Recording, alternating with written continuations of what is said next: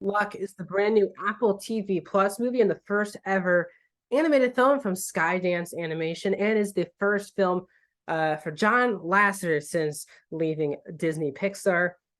The film stars Eva Noblezada, Simon Pegg, Whoopi Goldberg, Jane Fonda, Flula Borg, Lil Rel Howery, and John Ratzenberger. And tell the story about Sam, who's played by Eva Noblezada, who is an 18-year-old girl who is aged out of the foster system. She's never found her forever family, as they call throughout the movie, and she's just the person of just bad luck. Everything just happens in the worst way possible. But when she meets Bob, who's a cat voiced by Simon Pegg, she accidentally throws away his lucky penny. So they travel to the land of the luck to find one lucky penny to give good luck to Sam's friend. The film's an hour 45 minutes and is rated G, not even PG. G. Welcome back to a brand new movie review here at Max Talks Movies. We're talking luck. If you're new to the channel, please subscribe, ring the bell for notifications. I do movie reviews, TV show reviews, movie rankings, and a box office breakdown show every single Monday. So please subscribe, ring the bell. Comment down below. First of all, have you seen this movie on Apple TV Plus? If you have, did you like it, not like it? Are you just anti John Lasseter now? Let me know in the comment section. Also, if you have not seen it, tell me, are you taking a stand and you're just not going to support John Lasseter, or are you going to give this film a shot on Apple TV Plus? And please like the video, guys, the thumbs up button. That's how you support this channel. So as I said, the biggest thing with this movie is that John Lasseter is the producer of this movie. He's really one of the people who really did create what we all love and today of Pixar. If you're still not familiar with him, John Lasseter directed and really he's produced all of the Pixar films. The last one he was a part of was Incredibles 2. So he's been off of Pixar technically now for 4 years.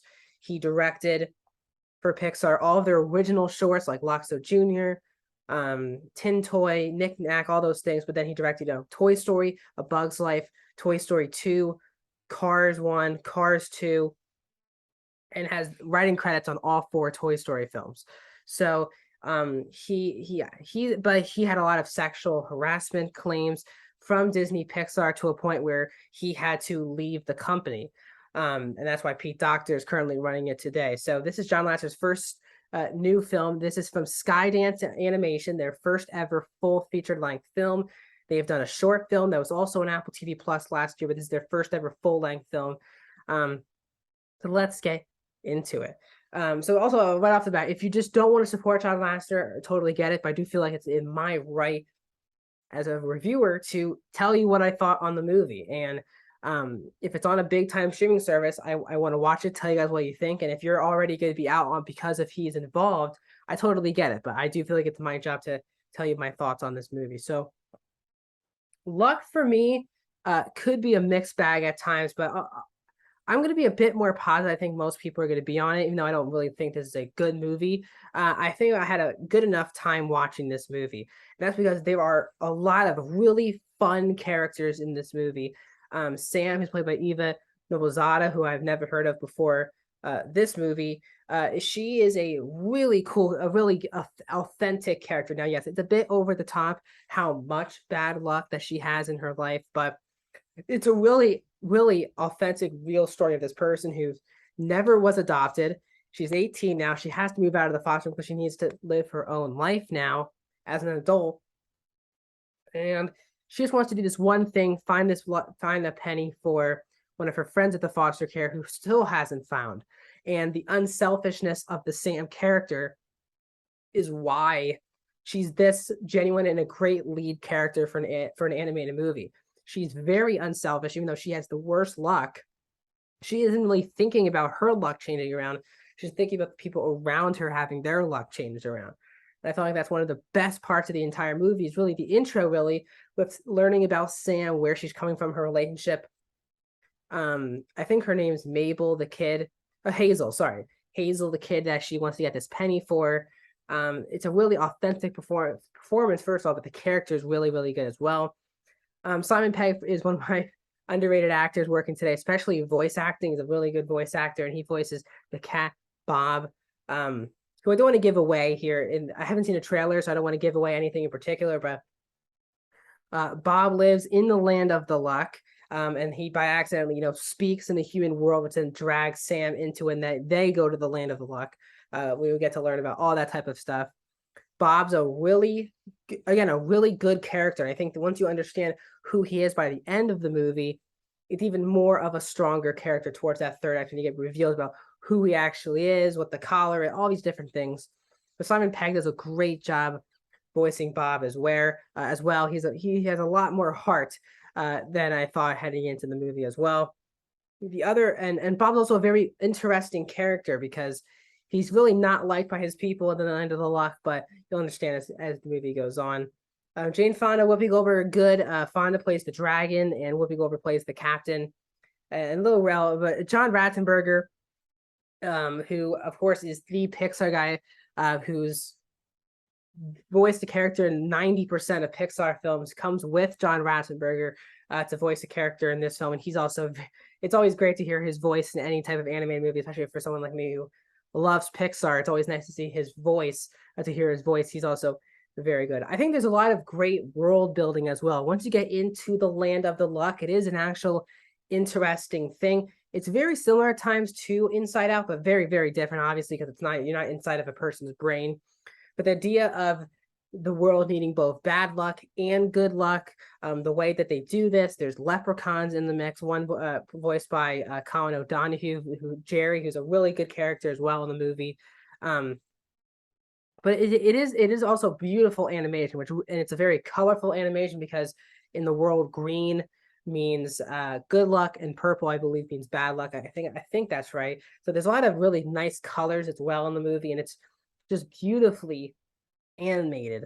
As I said, the actual world building is really smart in the movie, and I feel like this movie, I'll get to my negatives, but the world building is also very good. So the world building, I think the authenticity of our lead really helps, and the combination of Sam and Bob is a really great duo throughout the film. But for me, this film is on like the precipice of being a really good to great movie, and for me, it just didn't reach those heights. I do feel like there's a spark that's definitely missing. I know a lot of people are saying, well, he didn't bring his Pixar spark with him. But you don't need that type of spark to make this a really good movie. And I think kids are going to really like this movie. But I think one of the biggest problems with this movie is that it just feels like it's stretched out to a point to be a feature-length movie. I think this could have easily been like a 30, not really, I'll just say this, like an hour 20, hour 25 movie. This movie, I think, is 20 minutes over time. You feel like you could have cut into this, and when you're feeling this, and if you're feeling the length in an hour 45 animated movie, I think there's definitely problems, and you can feel it because the plot is pretty much rinse and repeat. Once they get to the land of luck, it's like Bob and Sam have to do this in order to do this, in order to do this, in order to do this, and it's kind of like rinse and repeat.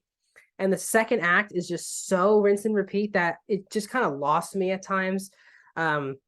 Because the emotion of the intro is really good. I think the emotion at the end is pretty good, but in the middle, it's just so like, okay, so Sam and Bob achieved this task. Now they have to achieve this task, do this task. And it's kind of like, we get it. Like, they feel like they were stretching out also the world building. I think maybe they went to the land of the luck a bit too early in the movie, because it seems like they, as a writing team, they kind of ran out of stuff to do in the land of the luck. But they kept just stretching it out and kept just creating new stuff. And it just kept going and going. So that part of the movie, I didn't really like as well. I also just didn't feel as emotional as I usually am with a Pixar film, but I just wasn't as emotional invested in the movie because the movie is very predictable. You know exactly where we're really going to end the movie. And while the message is very clear and a good message, you can kind of see it coming a mile away. And this movie also does the thing of a false climax when the movie feels like, oh my God, the movie's ending. This is a great way to end the movie. And then the movie's like, actually, we have that 15, 20 more minutes left in the movie to wrap it up. You're like, really? This movie has a false climax. And I was kind of like, okay, that's not one of the best ways to end the movie, but sure. And then we just keep going. I feel like this movie needed to be at least like, I think an hour 20 would have been actually a good runtime for this movie, which is 25 minutes shorter of this, because I feel like the movie just wanted to keep stretching and keep going and keep going. And I just don't think it needed to be to keep going. I feel like the dragon character needed to be explored a lot more. She kind of has like nothing to do until the last 10, 15 minutes of the movie, which was kind of weird because her character is supposed to be like a big deal, but she literally just does nothing the whole movie. She's voiced by Jane Fonda, a good character, but she kind of just does nothing.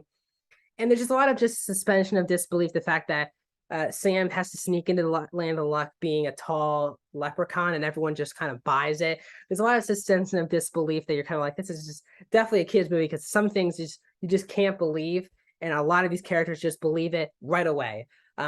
So that's my thoughts on Luck. I feel like it was a big missed opportunity because I think this movie could have been one of the better movies of the year. It has great themes and messages and great characters. But for me, it misses the mark with a really rinse and repeat storylines throughout the entire movie, especially the second act, a false climax, and the movie just goes for way too long than it needs. So I'm going to give Luck a 3 out of 5 stars. I'm going to go 62% for Luck on Apple TV Plus. Let me know your thoughts in the comment section down below. A lot of videos are coming out soon, guys, so please subscribe to the bell. I have reviews of Bullet Train, Prey, They, Them. They're all coming out on the channel soon. So, and a box office breakdown show on Monday. So please subscribe and I'll see you guys.